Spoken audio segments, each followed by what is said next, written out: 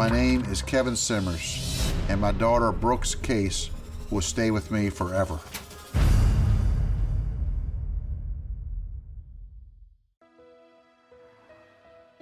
I grew up in Clear Spring, Maryland, which is a small town in western Maryland. Population about 400, one stoplight.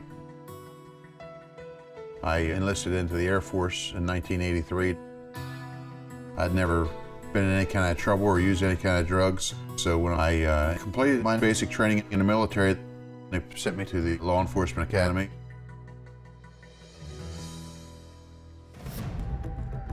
I was hired in by the Hagerstown Police Department in 1988.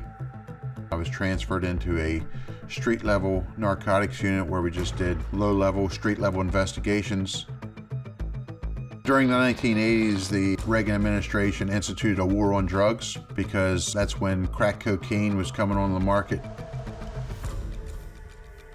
There was a lot of violence associated with that, a lot of drive-by shootings, and a lot of street-level dealing. When Reagan was in office, he was big on the just say no. Handcuffs and incarceration is the answer to the drug war. So I bought into that hook, line, and sinker. We need more money, we need more task force, we need more manpower, and more jail spaces, and we'll be able to win this war on drugs. I wanted to make more arrests than everybody else. So if I caught somebody with a stem, a can, paraphernalia, marijuana, anything at all, we'd place them under arrest. I just kind of looked at it as cat and mouse game. During my early days in the police department, my attitude towards drug addicts and alcoholics was they were just weak-minded people. I felt like it was a choice, 100% a choice, and if they wanted to quit anytime they could.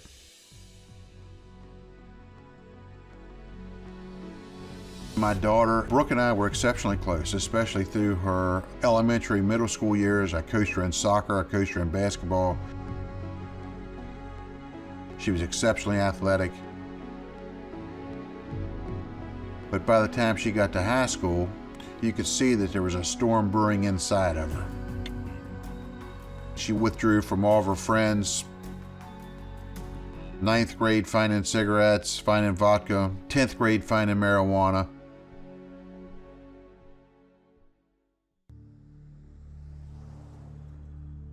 In August 2013, I got a call from Brooke. She had something she wanted to tell me. I'm thinking my daughter's 18 years old. She wants to meet me and tell me that she's pregnant, which hindsight, I wish that was what she was there to tell me. When I sat down with her, she said she had been doing something that was horrible and needed my help. She told me she was taking Percocets. She said she was taking them every morning. And after she took the pills, the only thing she thought about is how she would be able to get the Percocets the next day.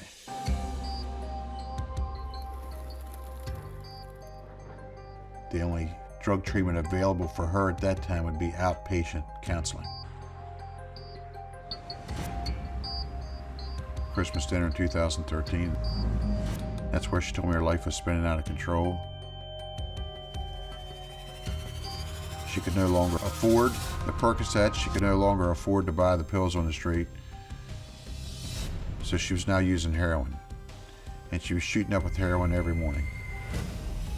And I felt like my heart was totally ripped out.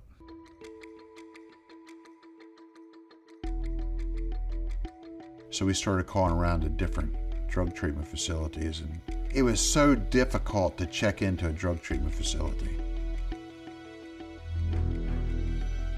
It's much easier to go out and get heroin than it is to get into drug treatment. I'm the father, I'm a police officer, and I am unable to find that help. I am unable to provide her the treatment that I know that is needed.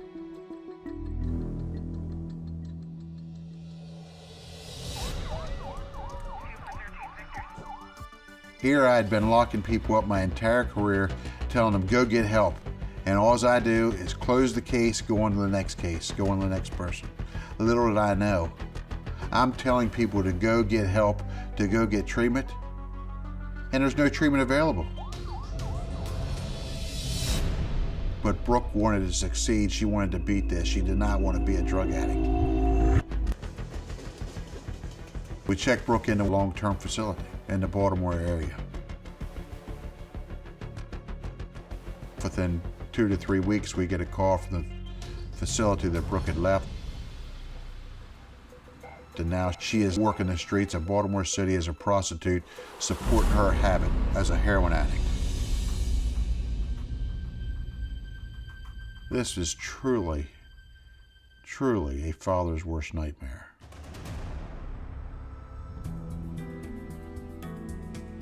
I said, I've got to save her life. I've got to get her incarcerated, to get her sober so I can talk to her. I sent out an email to all my law enforcement brothers in our community saying, my daughter is in a bad way. She cannot help herself. So I'm begging you, if you come in contact with my daughter, place her under arrest to try to save her life.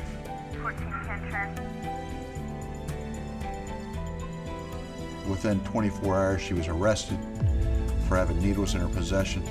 We went to court. The judge sentenced her to 4 months in jail.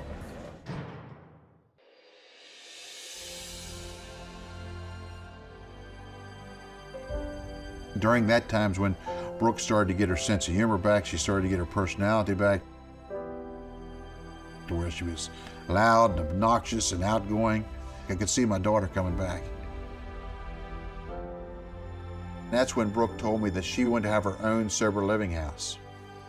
And she wanted to call it Brooke's house. And I told her, I said, if you get out of jail and you stay sober for a year, you continue to take your classes, I'll get you that house.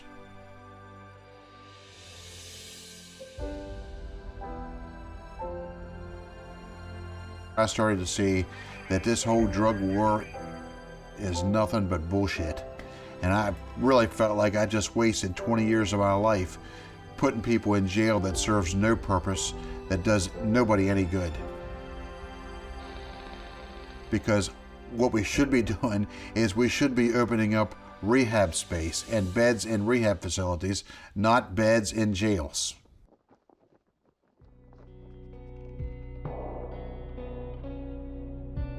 When Brooke gets out of jail, she's 19 years old.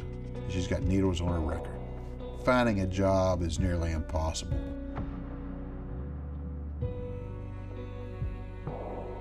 About 2 weeks after she got out of jail, she relapsed. She went to her drug dealer's house and she shot up with heroin.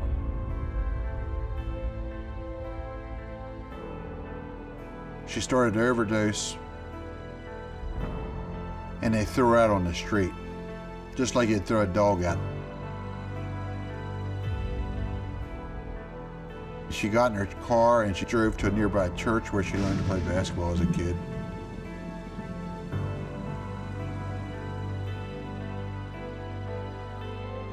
And she crawled in the back seat of her car, and she died there from a heroin overdose.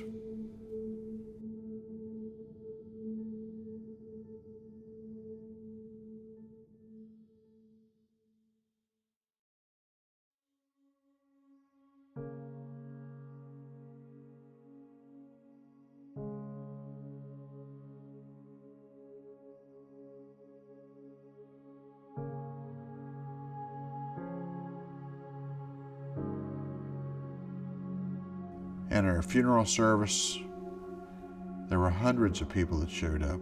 And the first couple rows were family, and then the next 10 to 15 rows was all police officers that I'd worked with throughout my career. But then the rest of the funeral home were people that I had arrested throughout my career, people who were in active addiction, people who were in rehab with Brooke or were in jail with Brooke.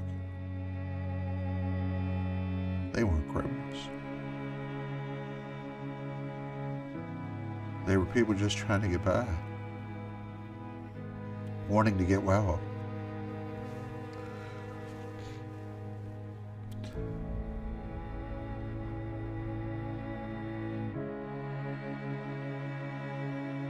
After the funeral service, we started to get calls from people who were suffering from addiction and asking us if we could help them. Because when Brooke was in treatment or she was in jail, she would tell everybody that I could help them. and I could fix things.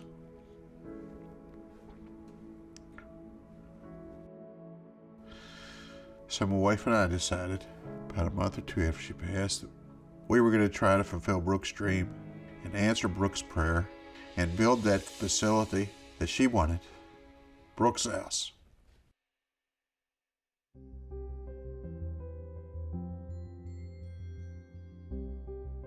In the summer of 2015, we started to raise money. At the end of the year, December 2015, we formed a nonprofit.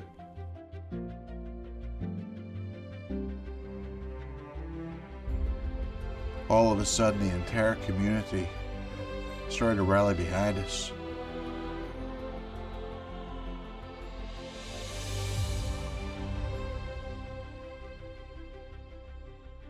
And in February of 2019, we did a ribbon cutting on Brooke's House. It's a 9,000 square foot facility located in Hagerstown. We provide outpatient counseling, drug and alcohol counseling. We provide mental health counseling. We also do medically assisted treatment, and we also do job training. It's exactly what Brooke dreamed of. It's what she prayed for. It's the most beautiful facility that I've ever seen in my life.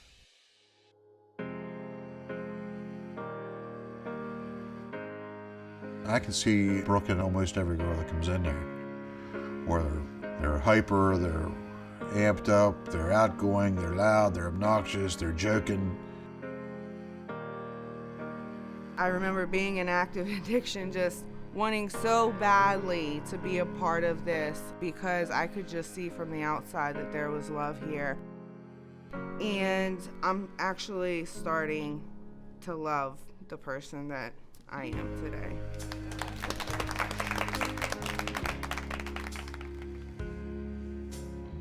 She had a heart.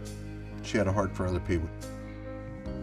I can remember when I'm taking her to rehab, there was somebody at a gas station running out of gas, and she's got like $5 in her pocket, and she gives them $5 for gas. After Brooke's case, I'm much softer than I ever was. I'm the guy now that pulls up the red light and I hand $1 out to the guy washing cars. The person that's a drug addict, just remember, that person has a father, has a mother, has a brother, has a sister, and they don't want them out there. 9 out of 10 times, that person out there doesn't want to be out there.